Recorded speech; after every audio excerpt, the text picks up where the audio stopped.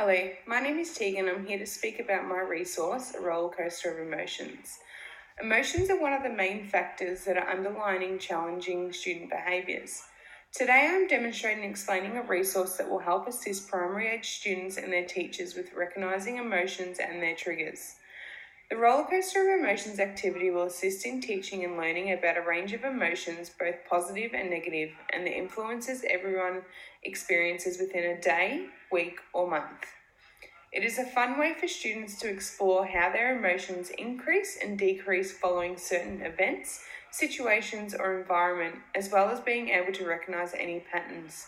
This may then assist in making adjustments to improve the number of positive emotions while decreasing the negatives. The rollercoaster of emotions is created by the student. It is a personal reflection and representation of how and when the student is feeling a range of emotions. To begin, with a piece of paper, a line is drawn across the middle of the page. This will separate the rollercoaster into positive and negative.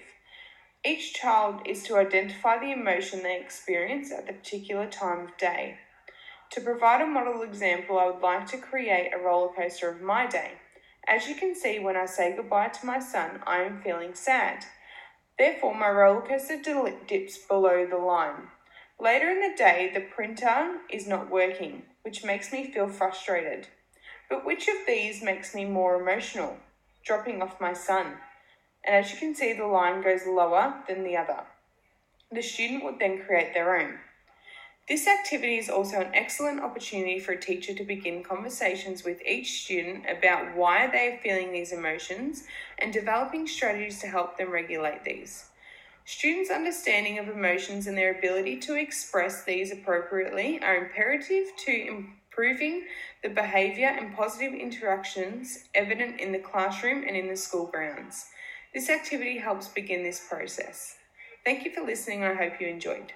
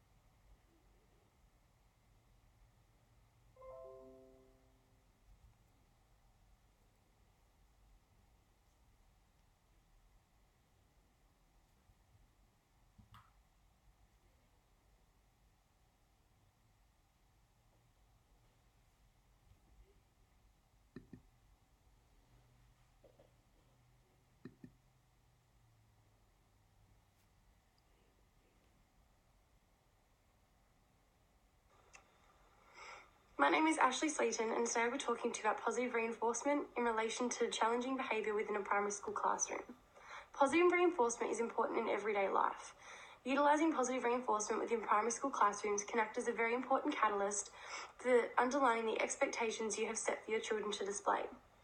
Through operant conditioning, an individual makes an association between a particular behaviour and a consequence. Skinner, 1938. Reinforcers are described as responses from the environment that increase the probability of the behaviour occurring again. Reinforcers can either be positive or negative.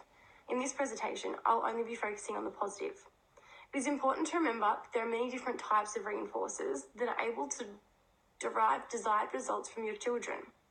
However, throughout this presentation, it will focus predominantly on social and tangible reinforcers. The aim of positive reinforcement is to create a heightened likelihood of the desired behaviour to occur again. Positive reinforcement needs to be consistent and progressive within the schooling atmosphere to ensure that expectations are mirrored from one classroom to another. This eliminates any confusion or excuses from children for inappropriate behaviour, as they know what is expected of them each and every day. This also provides the teacher with an opportunity to monitor children in a way that they see fit for their classroom. It allows teachers to observe the behaviours that children are displaying and figure out possibly why and the reasons behind these, either appropriate or inappropriate behaviours.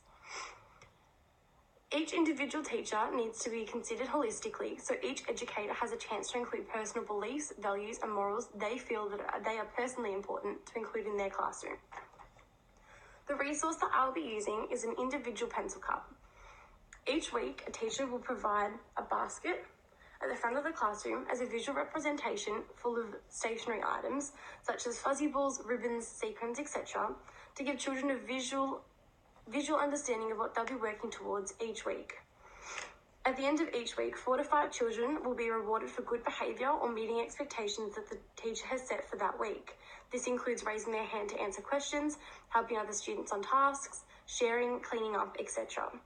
The children will get to spend at least the last 5 minutes in the day before lunch decorating their personal pencil cup. This ensures that each children have collected that week's item to ensure a feeling of achievement and ensure that there is no feeling of being left out or discriminated against. And lastly, it makes children feel like they're working towards a superordinate goal that is shared amongst every single one of them. Towards the end of the term, each child will have a pencil cup that starts to look a little bit like this, personalised to them and their achievements, without any child being left out. Thank you.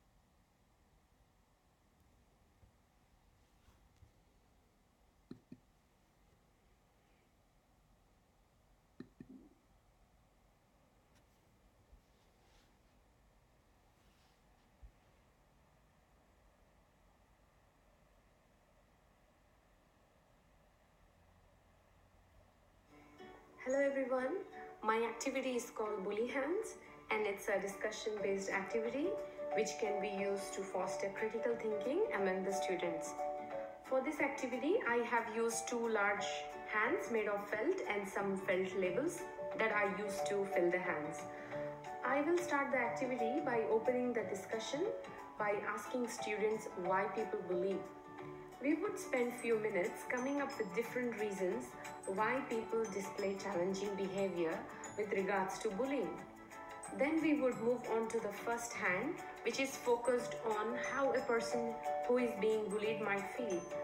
I would brainstorm with the class what they think a person being bullied is going through emotionally. As they come up with answers, they can write it on the felt labels and start filling the hand. They might come up with answers like behaving anxious, showing low self-esteem, scared to go to recess, worried, embarrassed, and nervous. This will allow the students to reflect on their own understanding by thinking deeply about the underlying reasons of behavior associated with bullying. Then we would move on to our next hand, which aims to focus on the bully's emotions. This might be a little tricky for them. I will assist them by giving an example such as, person who is bullying may feel jealous. This will make them to come up with other responses, like the bully might feel in control of others, impolite, and strong. As they fill the hands, I will brainstorm and make them to compare and contrast the differences of behavior between a person being bullied and the bully. We will finish the discussion by listing 10 ways to make safe choices to avoid these challenging behavior. The students will take ownership of their learning through independent thinking and problem solving. This will keep them away from making any mistakes and guide their behavior. Through this activity, students are actively engaged to understand that it's not okay to bully and it's definitely not okay to be bullied. Thanks for listening to my presentation.